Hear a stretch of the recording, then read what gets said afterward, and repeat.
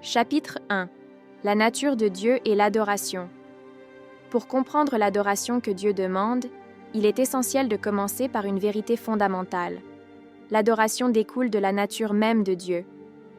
Nous ne pouvons adorer authentiquement si nous ne connaissons pas celui que nous adorons. La grandeur, la sainteté et les attributs uniques de Dieu forment le fondement de notre adoration. Voici comment sa nature influence notre manière de l'adorer. 1. La sainteté de Dieu, la source de la révérence.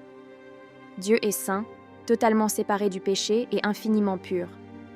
Sa sainteté est l'un de ses attributs les plus exaltés, comme le proclament les anges dans Ésaïe 6.3. Saint, saint, saint est l'Éternel des armées. Toute la terre est pleine de sa gloire. Parce que Dieu est saint, l'adoration doit être empreinte de respect et de crainte.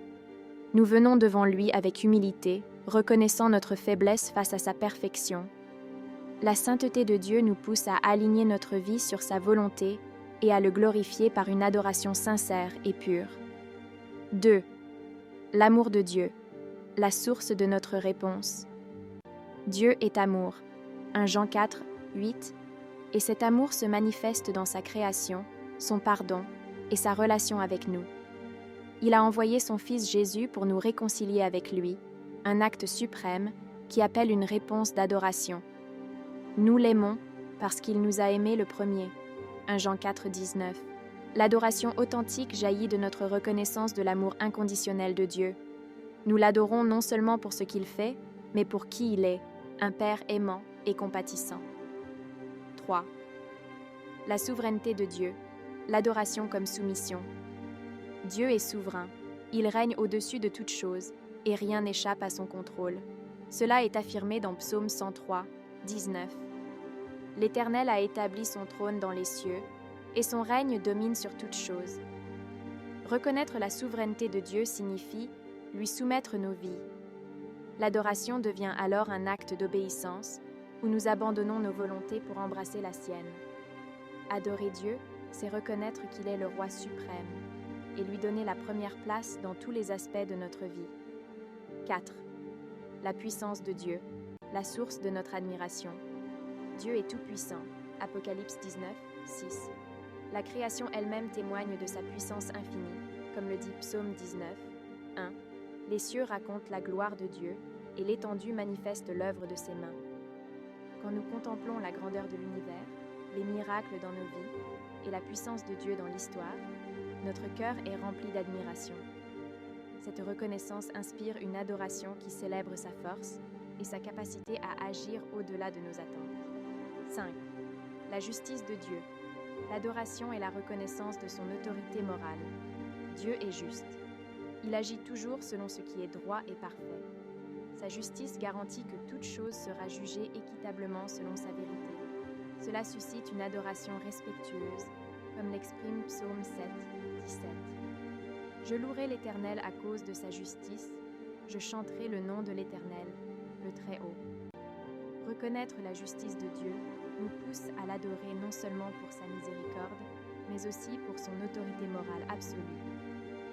6. La fidélité de Dieu, l'adoration comme réponse à sa constance. Dieu est fidèle. Ses promesses sont toujours accomplies et son amour pour nous est inébranlable. Dans Lamentation 3:22-23, il est écrit « Les bontés de l'Éternel ne sont pas épuisées, ses compassions ne sont pas à leur terme, elles se renouvellent chaque matin. Oh, que ta fidélité est grande !» La fidélité de Dieu inspire une adoration constante, car nous savons que nous pouvons lui faire confiance dans toutes les circonstances. 7. La grâce de Dieu, une adoration remplie de gratitude. Dieu est un Dieu de grâce, offrant le salut et des bénédictions que nous ne méritons pas. Éphésiens 2:8-9 rappelle que c'est par grâce que nous sommes sauvés.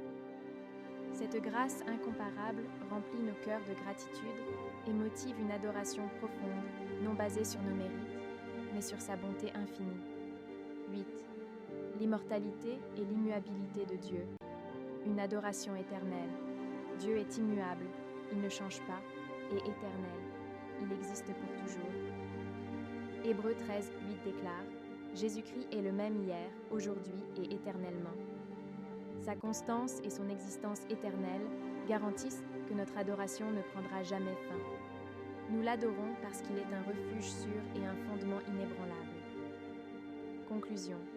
La nature de Dieu comme fondement de l'adoration.